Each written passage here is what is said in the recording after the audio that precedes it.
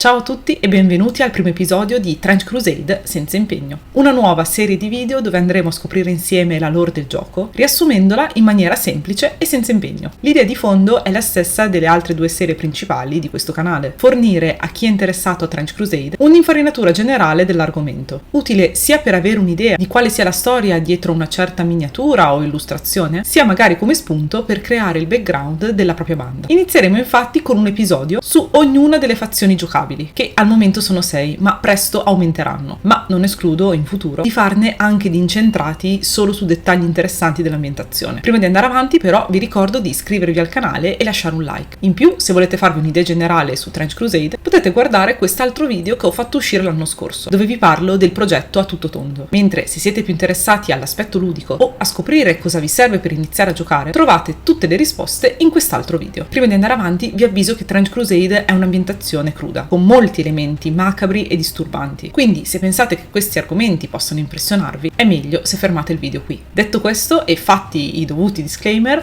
oggi parliamo dei pellegrini delle trincee, scelti dagli abbonati di livello capovanda come primo argomento. Tra l'altro i primi elementi dell'ambientazione disegnati da Mike Francina, quasi 10 anni fa, e anche la prima fazione buona ad aver ricevuto delle regole, con il documento di playtest di dicembre 2023. Ma andiamo con ordine. Il termine pellegrini delle trincee rappresenta un concetto piuttosto generico ed ampio, che include una gran varietà di individui diversi, tutti però animati da un solo ardente desiderio: picchiare le forze infernali. Parliamo infatti di fanatici religiosi super esaltati, persino per gli standard di un mondo come quello di Trench Crusade, dove l'esistenza di Dio e dei demoni è ormai comprovata, e la fede è un fattore necessario alla sopravvivenza dell'umanità stessa. Persone che si lanciano in battaglia con un fervore folle, quasi sempre in maniera disorganizzata, senza aver ricevuto uno sputo di addestramento militare, e armati di quello che trovano in giro, che se va bene è un vecchio moschetto e se va male è un forcone arrugginito. Nelle illustrazioni ufficiali molti non hanno nemmeno le scarpe, ma non importa. A loro bastano le parole dei sedicenti profeti che, di solito in seguito a una visione mistica o un'epifania, si mettono alla testa di questi gruppi di disperati e li guidano in missione per conto di Dio. Al resto poi provvederà lui. Per chi conosce la storia medievale, la situazione è un po' quella della crociata dei pezzenti, guidata da Pietro l'Eremita nel 1096, poco prima che partisse la prima crociata ufficiale. E a proposito di ufficialità, tra l'altro, è importante specificare che le spedizioni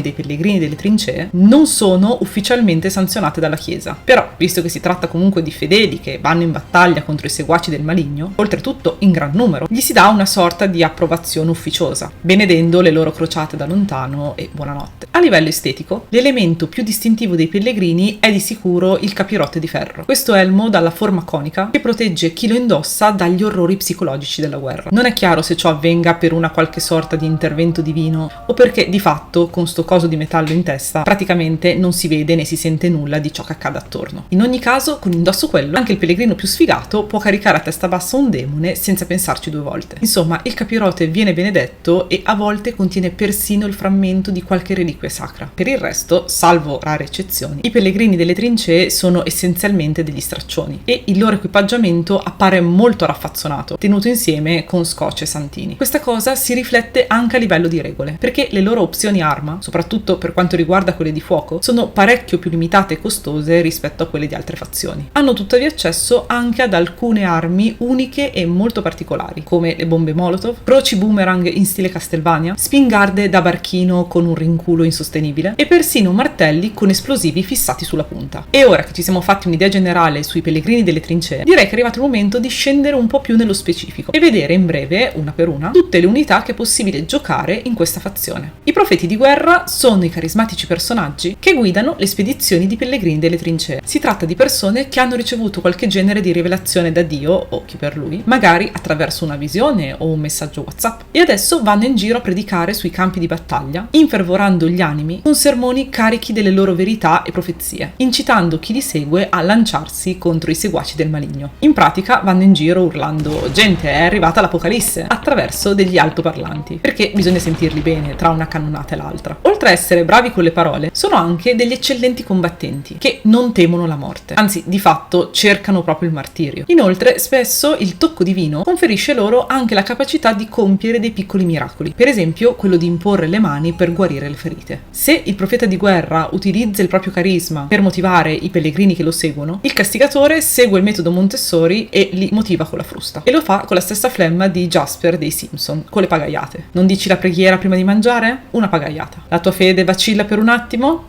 Una pagaiata. Pensi di scappare via dal campo di battaglia? Oh, allora lì sì che ti arriva una pagaiata. Il suo compito infatti è tenere in riga le truppe e ricordargli che Dio non è solo buono, giusto e caro, ma va anche, anzi soprattutto, temuto. Chi l'avrebbe detto visto il suo aspetto rassicurante, le mani dei peccatori inchiodate allo scudo e quella fredda maschera antigas. I comunicandi invece sono dei veri e propri bestioni, ben più grossi di un normale pellegrino delle trincee, che sul campo di battaglia spaccano tutto ciò che trovano di eretico, brandendo grosse armi che pochi altri riuscirebbero a sollevare e proteggendo gli alleati incassando i colpi al posto loro. A dirla tutta, un tempo erano semplici fedeli, poi però hanno avuto il privilegio di consumare la carne e bere il sangue di un metacristo, cioè una creatura ottenuta clonando il materiale genetico di Gesù, di cui magari parleremo bene in futuro, in un video a parte. Comunque questa comunione li ha potenziati, donandogli una stazza e una forza sovrumane, oltre che una capacità di rigenerazione alla Wolverine. Va però aggiunto che il processo non è molto stabile e in media di comunicandi utilizzabili ne esce fuori 1 su 3, mentre gli altri 2 diventano orribili abomini nel corpo o nella mente. A causa di qualche inghippo divino, poi, sembra che vedano meglio una volta privati della vista, ed è per questo che molti si fanno inchiodare una croce benedetta in faccia, cioè proprio sugli occhi. I pellegrini delle trincee compongono il grosso delle truppe della fazione, e infatti il nome viene da lì. Sono quei disperati che si lanciano sui campi di battaglia letteralmente alla spera in Dio, quasi sempre con il tipico capirote di metallo in testa ed equipaggiati male, ma compensando con uno zelo impareggiabile. Sono infatti convinti che combattere le forze eretiche sia un loro sacro dovere di fedeli, un dovere che spesso non termina nemmeno con la morte, perché ogni tanto il cielo o qualche metacristo ne giudica uno particolarmente meritevole e lo riporta in vita come un martire penitente, un nuovo stato di grazia in cui non sente più alcun dolore e può così continuare a combattere nel nome dell'Altissimo. Ad aprire le fila di una carica di pellegrini delle trincee si trovano spesso anche questi tizi qua, ammanettati e collegati addosso delle grosse bombe. Sono i prigionieri ecclesiastici, cioè dei veri e propri kamikaze, che si lanciano oltre le linee nemiche per farsi esplodere, cercando di portare con sé più eretici possibile, nella speranza che questo gesto possa redimere le loro anime agli occhi di Dio. Di solito si tratta di peccatori che si sono offerti volontari, oppure di prigionieri nemici costretti con la forza. In quest'ultimo caso forse sperano di sopravvivere all'esplosione e riuscire a scappare, ma a me sembra piuttosto improbabile. Le suore stigmatizzate sono truppe d'assalto veloci e letali, bravissime con ogni tipo di lama. Possiamo dire che il dolore è la loro forza, in senso letterale, che grazie alla loro fanatica devozione alla sofferenza provata da Gesù durante la sua passione, ogni ferita che ricevono invece di fiaccarle le rinvigorisce. Il loro patrono è il terzo metacristo e infatti sui loro corpi si manifestano gli stessi segni apparsi sul suo, sotto forma di stigmate per l'appunto, cosa da cui ovviamente deriva il loro nome. Quando va molto bene, alle processioni dei pellegrini delle trincee si unisce anche un tabernacolo dell'Anacoreta, questa colossale armatura meccanizzata, a volte alta anche più di 4 metri, mossa da fede, gasolio e rancore. Un vero e proprio robottone, solo che al posto della cabina di pilotaggio c'è praticamente una vergine di ferro. Così il pilota viene costantemente trafitto da spuntoni per mantenersi in uno stato di perenne agonia. Un supplizio che però accoglie con gioia, in memoria di quanto patito da Gesù nelle sue ultime ore di vita. E a proposito di strumenti di tortura, la sua arma iconica è una gigantesca versione della ruota di Santa Caterina, che usa sia come scudo sia come arnese da sbattere in testa ai nemici. Quello legato sopra di solito è un qualche prigioniero nemico, ma talvolta capita persino che qualche pellegrino esaltato si offra volontario per il compito. Nell'altra mano poi impugna una gigantesca mazza spaccaossa che si spiega da sola. Comunque, in generale, tra questo, le urla strazianti unite a preghiere e inni sacri cantate dal monaco pilota e la presenza torreggiante, anche solo la visione di uno di questi tabernacoli è sufficiente per far cagare sotto chiunque, soprattutto peccatori ed eretici. E queste erano tutte le varie unità che ha possibile scegliere e giocare in una banda di pellegrini delle trincee. Spero di essere riuscita a darvi quell'infarinatura di cui vi parlavo all'inizio, o magari di avervi chiarito qualche dubbio. Per completezza vi segnalo che esistono anche alcune varianti di banda che hanno un background un po' diverso e regole specifiche per rappresentarlo. Al momento ce ne sono 3, che vi elenco brevemente giusto per darvi un'idea. Prima è la processione dell'afflizione consacrata, composta da pellegrini che contraggono volontariamente la lebbra come forma di autoflagellazione. Prediligono lo scontro corpo a corpo, così magari l'attaccano anche ai nemici. E, caso strano, schifano l'uso del capirote di ferro, perché secondo loro per rimanere saldi di fronte all'orrore della guerra dovrebbe bastare la sola fede. C'è poi il corteo della 10ª piaga, fatto da pellegrini particolarmente ortodossi che preferiscono interpretare le sacre scritture in maniera letterale. Prima di scendere in battaglia, infatti, sacrificano agnelli e si bagnano nel loro sangue, convinti che questo li proteggerà dal male. Fan dei vecchi tempi, ripudiano il Metacristo e tutte le cose della Chiesa moderna, tanto che vanno a rubare i comunicandi agli altri gruppi di pellegrini per convincerli ad espiare la colpa della loro stessa esistenza. E anche al pellegrinaggio della guerra di San Metodio i comunicandi non piacciono. In generale la genetica non fa per loro. Sono più versati sul fronte meccanico. Sono infatti abili armaioli e soprattutto costruttori di tabernacoli degli anacoreti. Infatti i loro tabernacoli montano spesso cannoni, mitragliatori e altre armi pesanti, oltre che equipaggiamenti sperimentali come motori diesel consacrati e incensieri caricati col gas mostarda. Con questo direi che ci siamo fatti più o meno un'idea di chi sono i pellegrini delle trincee. A di lasciarci però cedo la parola a Tuomas Pirinen, il game designer del gioco, al quale ho chiesto di raccontarmi i pellegrini con le sue parole. So, let's start with the Trench Pilgrims, the first of the good faction that had received the rules. Good faction. Yes, good is a little bit of a stretch, but yes, it's the slightly less bad. Yeah. If I remember correctly, the PDF from December 2023. Yep. Why did you decide to start from them? Well, they are, first of all, they were the very first Trench Crusade picture ever drawn. The very first character created was a Trench Pilgrim. And I think that the bolt action rifle, the capirote, and the bare feet, it's sort of the shape and the image is very iconic. It's something that nobody else has done exactly like the Trench Crusade.